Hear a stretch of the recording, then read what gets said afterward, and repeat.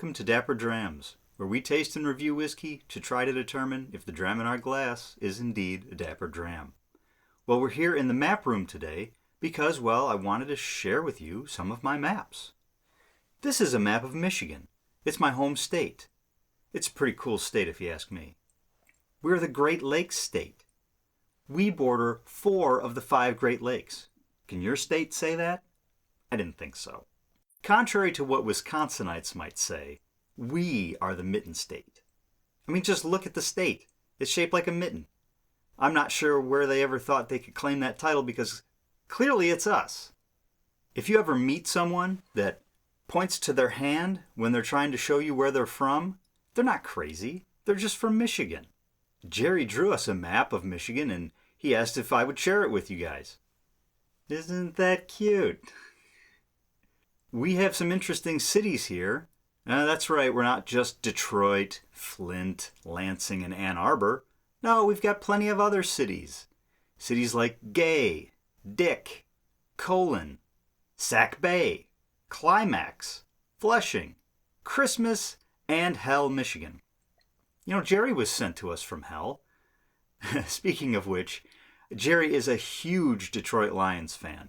And I was able to get him into a midweek practice. And rumor has it that Matthew Stafford will be signing footballs and handing them out. I know Jerry would go crazy to get his hands on one of those. Today we will be focusing on another Michigan city, Traverse City, home of the Grand Traverse Distillery. They have the distinction of being the first micro/craft distillery in Michigan since Prohibition. In 2005, when they were founded, there were only 30 craft distilleries in the whole country. Today there are over 2,500, so they were around before the big spirits boom hit the country. They source all of their grains locally, and the entire process from milling to bottling is done in-house. They are making award-winning gins, rums, vodkas, and whiskeys. I visited the distillery back in 2016, and I have to say I was quite taken with their friendliness, professionalism, knowledge, and dedication to keeping everything that they do on the local level. Today, we're going to be taking a look at their Old George, O-L-E. It's a 100% straight rye whiskey, and 5% of that is malted rye, 95% unmalted rye. It's bottled at 96.5% ABV. It's natural color, and it's non-chill filtered. Let's have a pour and see what we're dealing with today. I should mention, this is a half bottle. They do sell half bottles because, well, the regular size bottles can be a little pricey, which is expected from craft distilleries. Not unheard of, they have a very high overhead. But let's not hold that against them.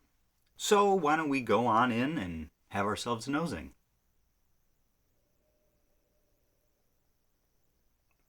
Lots of rye to be expected with a 100% rye. Spicy rye.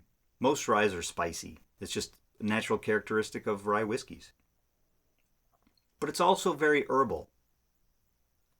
Plenty of vanilla and mint as well. Now some oak is present, but I would say the main wood note is actually sandalwood. A lot more sandalwood than oak.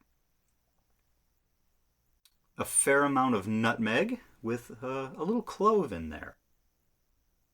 Definitely some sweetness coming through in the form of caramel corn, pecans, and some dark chocolate. Now, while I was going through this bottle, I did realize that the more you let it sit, the sweeter it became, which is typical for a lot of whiskeys that I try. In this one, you get a lot more caramel, which is coming through now. Some toffee, and a slight bubblegum note. It's odd for a rye whiskey in my opinion. Bourbon's not so much. There's a gentle fruitiness in the form of cherries, pears, and strawberries. The fruitiness really helps to break up the whole spicy-sweet dichotomy that is going on with this whiskey. Some vanilla pudding and some really buttery, slightly overcooked crescent rolls. And some barrel char. Now there is a light dill note, which is also very typical of rye whiskeys. I'm quite happy that it is a light dill note because I'm not a fan of dill, as my wife will attest. I really hate dill pickles. I don't know what it is, it's just not for me. Other ryes and high rye bourbons I've found can have a pretty high dill note, which kind of turns me off to the whole style. But this one's not bad. I could deal with this one. So let's move on to the palate, shall we?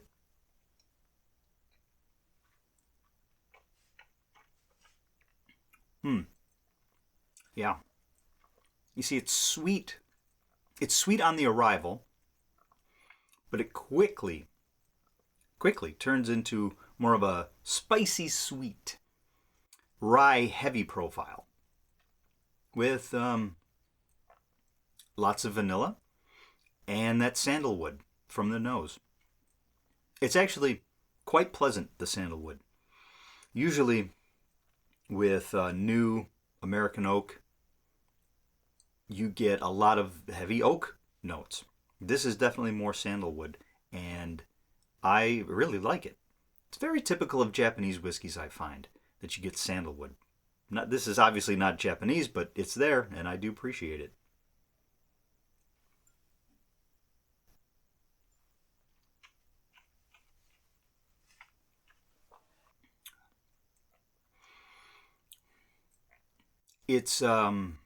It's very earthy, like very nutrient-rich soil and mulch. It's odd. It's odd. That's the only way I can describe it. I'm not going to go so far as to say that it's bad, but it's odd. The first few drams that I had, I wasn't quite sure about it. I didn't care for it really, but after that, I really came to appreciate it for its uniqueness. And it didn't quite taste, like dirt after that. But before that, I'd have to say, yeah, it put me off a little bit, but I enjoyed it after that.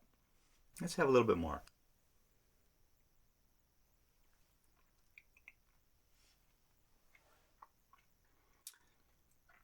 Peanuts and walnuts, and it's a bit peppery.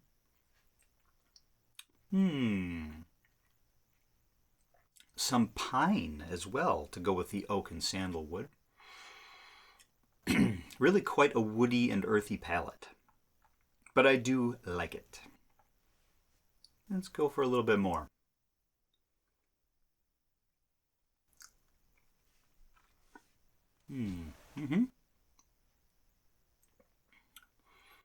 More, excuse me, more rye and peanuts with a little mint and dill, kind of like on the nose.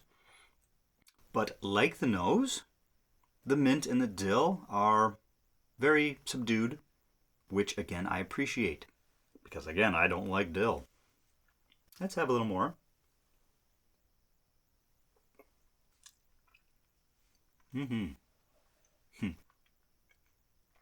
There is an orange oil. Not so much orange citrus, as it is an orange oil.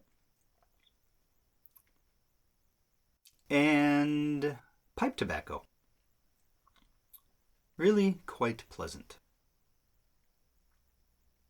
As far as the score goes, I'm going to give Old George from the Grand Traverse Distillery 84 out of 105 Wolverines. And of course, the question of the day is this a dapper dram? Well, yes. The profile might not be to everyone's liking due to how unique it is, but sometimes you have to take into account what happens before the whiskey gets into the bottle. Like the fact that this is truly a grains to glass operation. and they show a dedication to quality by bottling at a higher strength, leaving the whiskey at a natural color and not chill filtering. It's not just the liquid in the bottle that makes a dram dapper or not. However, in this particular case, for me, the taste is also what makes it a dapper dram. If you enjoyed this video, please hit the subscribe button and give us a like. And also hit that little bell icon to make sure that you are getting updates as to when we release our videos. And also, check me out on distiller.com. Just search for the username generously_Paul. There you can read this and all of my reviews. Oh, hang on guys, Jerry's calling from the Lions practice. Hi Jerry, how's the practice going? You having fun? Yeah? Uh-huh. Yeah, sounds like you did have fun. Did you get to see Stafford? Yeah, did he sign your football? Whoa, slow down. You did what? They did what?